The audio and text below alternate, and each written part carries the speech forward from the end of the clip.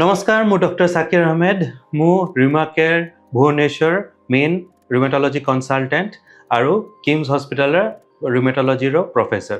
আপনার কেমতি জানিব পারিবে কে আপনার কিছু অটো ইমিউন ডিজিজ আছে কি নাহি। অটো ইমিউন ডিজিজর প্রথম হিন্ট হেলা কে এটা মাল্টিপল অর্গান বা বিভিন্ন অঙ্গকো এফেক্ট করব।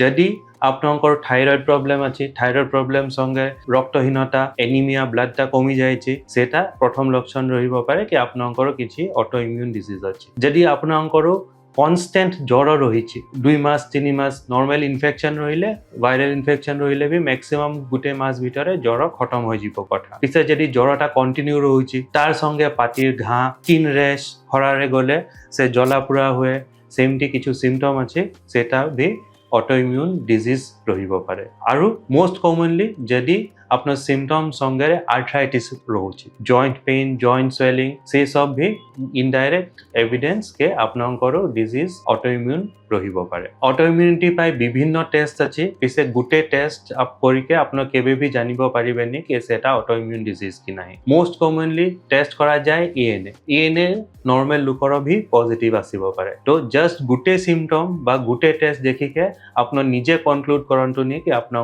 অটো ইমিউন ডিজিজ আছে। যদি এমটি আপনার সিমটম নাহি তো আপনার ইএনএ পজিটিভিটি আছে বা অলগা কিছু অটো ইমিউন টেস্ট পজিটিভ আছে, তো ডেফিনেটলি রিমেটোলজিস্ট কো কনসাল্ট করন্তু।